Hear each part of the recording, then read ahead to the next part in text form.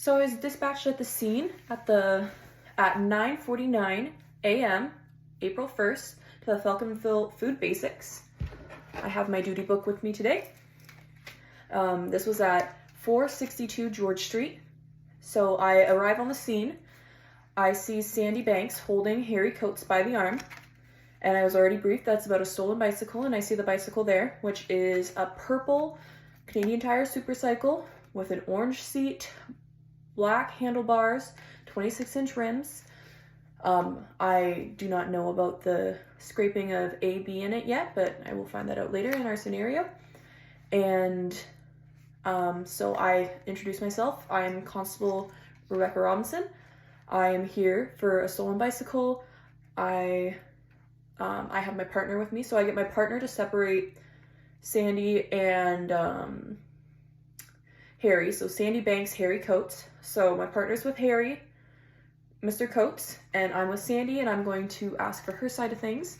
So I have my duty book to take notes. I am at a good distance. I have a nice reactionary gap. I have a wide stance, where we have a good gap going. So I'm going to take my notes of Sandy's situation.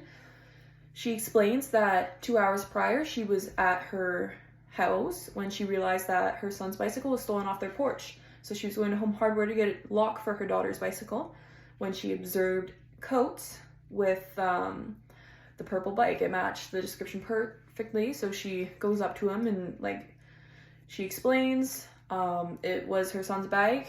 She said it was a purple Canadian Tire Supercycle, orange seat, black handlebars, 26-inch rims, and scratched in are her son's initials, AB, which is for Art Banks.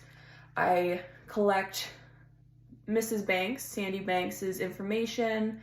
I identify her with a valid driver's license. I get her date of birth, her phone number, her current address, and for Art Banks, our victim, which I established that he's the victim in this scenario. I get all that information as well, which his address and phone number is the same as Mrs. Banks, Sandy Banks.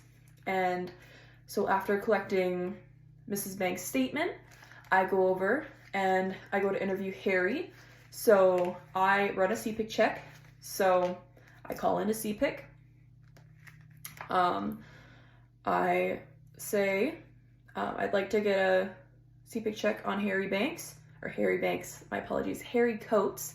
So that is Hotel Alpha Romeo Yankee, last name Charlie Oscar Alpha Tango Echo and Sierra. And what comes back is that he does have a previous charge of theft under $5,000 as well as possession of section 355, which is possession of property obtained by crime. So I am interviewing Harry Coates at this point. My partner is with Mrs.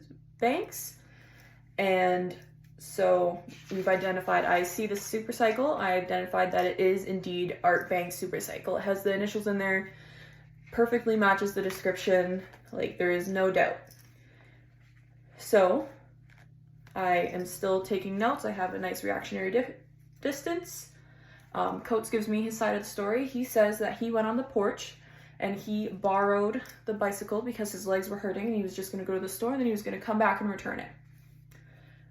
So I'm taking his information. I asked for his driver's license. He does not have a driver's license. That's why he needed a bike, allegedly. So he does not have a driver's license, so I just identify him. I get his recent address, his phone number. I identify him completely. So I take down his statement, which is that he was going to return it. The bike has been taken away from Coates' person. It has been returned to Sandy Banks. We have her information, and we will, if any questions, any further details, we are going to be able to contact her and get in touch with her. So the bike has been returned. The bike is no longer in our possession in the area. We are just here with Mr. Coates. So Mr. Coates is informed that he was in possession of property obtained by crime.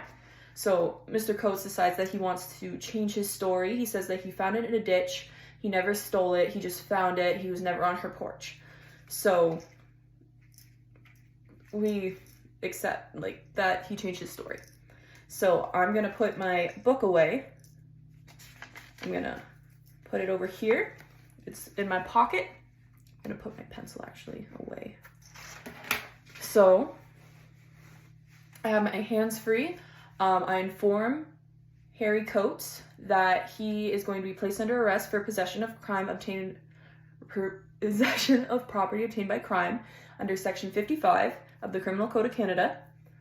This has nothing to do with his prior record. It has to do with the fact that he was in possession of property obtained by crime.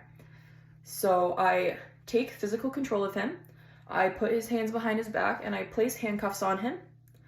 And I read him, or I do a quick search of him. I check him. I check his pockets, not check his pockets, just a pat down search to make sure there's no weapons, evidence, anything to aid an escape or anything like that, anything that can hurt me or him. Just a quick search. Like, I did check his pockets, but nothing like invasive, like a strip search or anything like that. We're in public.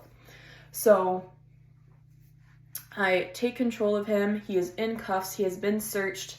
I'm safe. He's safe. My partner is somewhere in the area. So I sit him down in the police cruiser and I pull out my duty book and I read him his right to counsel straight from my duty book, word for word, verbatim. I'm arresting you for possession of property obtained by crime. It is my duty to inform you that you have the right to retain and instruct counsel without delay. You have the right to telephone any lawyer you wish. You also have the right to free advice from a legal aid lawyer. If you are charged with an offense, you may apply to the Ontario Legal Aid Plan for assistance.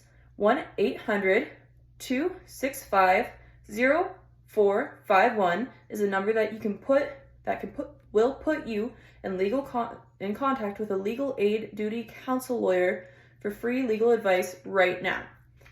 Do you understand? And Mr. Coates said yes, he understands. I said, do you wish to call a lawyer right now? Mr. Coates said he does not feel like he needs a lawyer at this point. And then I read my caution straight from my duty book. So he was taken physical control of at 10:14. He had the right to counsel read to him at 10:16, and he had his caution read to him at 10:16 as well, which is, you will be charged with possession of property obtained by crime. You are not obliged to say anything unless you wish to do so, but whatever you say may be given as evidence. Do you understand? Coates replied yes. Do you wish to say anything in answer to the charge? Coates replied no. So at this point, I am going to release Coates on an undertaking as everything has been satisfied. I have his identity. I do believe that he will will attend court. I have everything, like I have his identity, I have his address, I have his phone number, date of birth.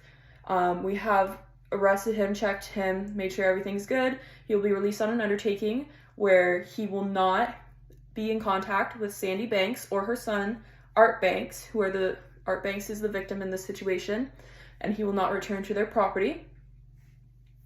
He says he understands that he won't be there and that he will attend court. So Harry Coates is taken out of the handcuffs and he is released at that Food Basics in Falconville, and he is free to go. After he has been released, everything's satisfied, price is satisfied, and he is good to go. He is released. He is not under arrest any further. And that's it.